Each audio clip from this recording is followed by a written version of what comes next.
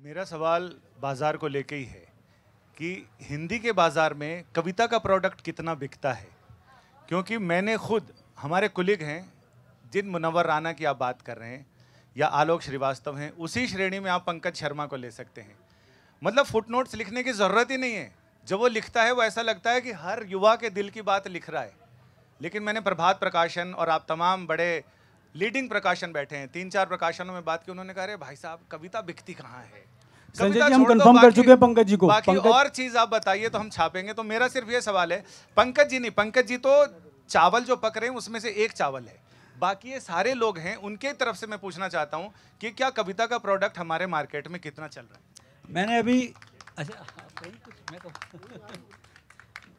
मैंने अभी कुछ देर पहले यही कहा था कि नई भाषा के साथ नई चीज़ को पेश करना चाहिए। जबकि अभी देखिए एक लेखक कवि की कविता है, मतलब जो अभी छप रही है या छपी है मुझे ध्यान नहीं है, लेकिन अभी भारत भूषण पुरस्कार उसको ही मिला है। और उसकी आप भाषा को देखिए, उसका नाम है शुभम श्री लेखक हैं और पोएट्री मैनेजमेंट उनकी कविता का नाम है। कविता लिखना बोगस काम है, अरे फालतू है एकदम, बेधंधा का धंधा, पार्ट टाइम, साला कुछ जुगाड़ लग जाए, MBA से MBA कर लेते, मज़ा आ जाता गुरु। मैंने इधर कविता लिखी उधर सेंसेक्स गिरा। कवि ढिमकाना जी ने लिखी पूंजीवाद विरोधी कविता, सेंसेक्स लुढ़का।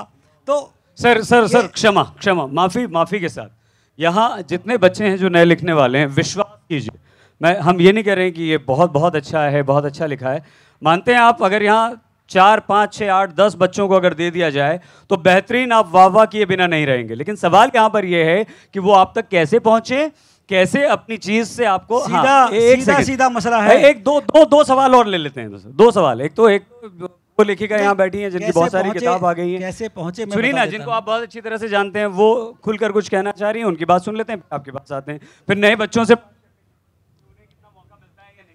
हाँ बिल्कुल। प्रकाशक बैठे हैं, सोनाली ने जो सवाल पूछा उसका जवाब आपको देना पड़ेगा। नई पीढ़ी यहाँ बैठी है कि नए लेखकों के लिए आप लोगों की क्या पॉलिसी है। आप लोग जो शर्त रखते हैं कि पहले फेमस होकर आइए, ये फेमस होना क्या होता है और नए लेखक क्या करें, आपको कैसे अप्रोच करें। जैसे मैं आपको बताता हूँ, प्रभात प्रकाशन की पॉलिसी के बारे में बता सकते हैं। हमारा इसको पीछे उल्टी तरफ से चलते हैं। हमारा बेंचमार्क ये है कि साल भर में 300 पुस्तकें प्रकाशित करनी है, 300 हिंदी की और 50 इंग्लिश की, 350। We publish 1 book almost every day.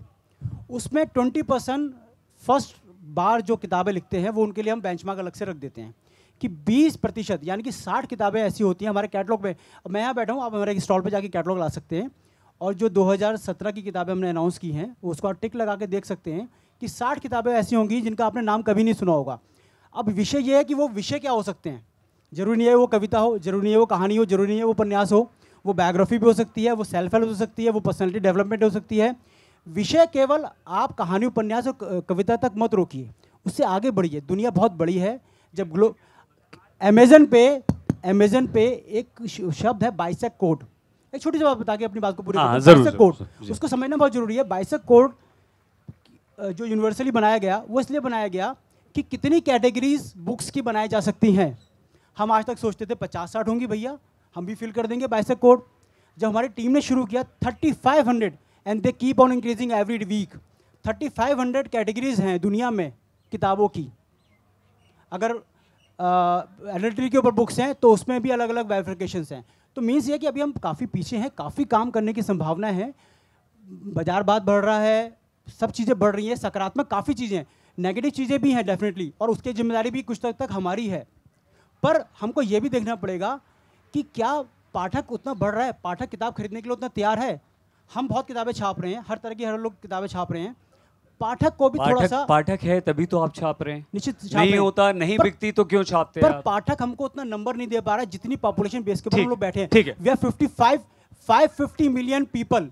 जब हम विदेशी राइट्स की बात करते हैं ना वहाँ पे, तो वो हमसे पूछते हैं भाई साहब आपके तो जो हमको वो गूगल दिखाता है आप तो 55 करोड़ लोगों की भाषा हो, फिर ये हमसे 1000-2000 कॉपीज छापने की बात क्यों करते हो?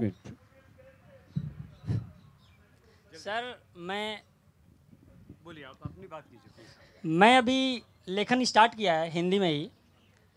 इसमें मुझे लगता है कि हिंदी के प्रचार प्रसार या बाकी सब चीज़ों में 3 लोगों की ज़रूरत है। एक तो प्रकाशक जो आप सामने बैठे हैं, एक मैं लेखक, अभी शुरू करो, मैं लेखक नहीं हूँ। कुछ सवाल पूछ लीजिए जल्दी। और एक पाठक, मुझे लगता है कहीं एक जगह प्रॉब्लम नहीं हो सकती है। प्रॉब्लम ये भी है कि पाठक, अभी जैसे एक साहब ने कहा कि कितने लोग एक महीने में या एक साल में सवाल पूछ लीजिए, ओपिनियन कुछ बजट एलोकेट कर पाते हैं।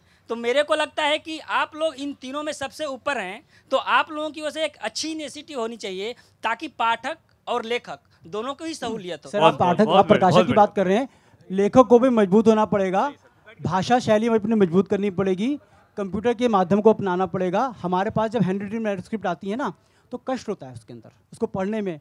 आपकी खुद की प्रूफ की अशुद्धियाँ इतनी अधिक हैं और आप सोचते हैं कि प्रकाशक पहले झटके में किताब को ओके कर दे, वो संभव नहीं है। आपका हिंदी का व्याकरण, हिंदी की शैली लिखने की वो कितनी अच्छी है, इस बात पर भी निर्भर करता है कुछ कि पांडुलिपि स्वीकृत होगी या नहीं होगी। पीयूष जी, बहुत ही महत्वपूर्ण सवाल आपने उठाया। यहाँ कुछ बहुत ही वरिष्ठ पत्रकार और भाषा ज्ञानी हैं, हम उन लोगों से जानना चाहेंगे कि कितनी अशुद्धियाँ होती हैं, व्याकरण की कितनी गलतियाँ होती हैं और जिस वजह से आपको तकलीफ होती है और वहाँ शायद नंबर कट जाते हैं। एक इनकी बात, लेखक नहीं है पर लेखक बनना चाहते हैं, क्यों? क्योंकि चेतन भगत बनना है, खुशवंत सिंह बनना है।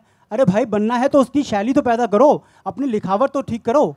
आप क्या कहना चाहते हैं कि खुशवंत सिंह को तो चलो चलिए छोड़ दिया, सबने बहुत पढ़ लिया, चेतन, आपको क्या लगता है कि हिंदी में ऐसे बच्चे नहीं है जो चेतन भगत जैसा नहीं लिखते हैं? नहीं बन सकते, नहीं अभी भी फिलहाल पुष्ट करना पड़ेगा, भाषा को शुद्ध करना पड़ेगा, व्याकरण को समझना पड़ेगा। ये थोड़ा सा आप अपना बचाव कर रहे हैं पीयूष जी।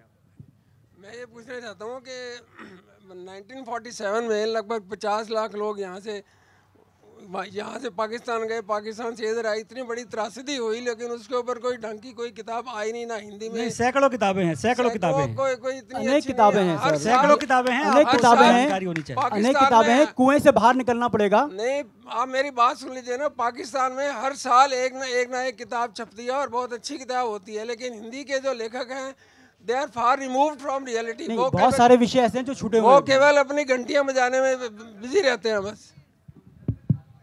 आप देखिए, जो कविता के लिए आपका जैसे सवाल था कि कविता छपती नहीं, आप जो बात कर रहे हैं कि विभाजन पे किताबें नहीं है, आप हिंदी की किताबें पढ़ते हैं?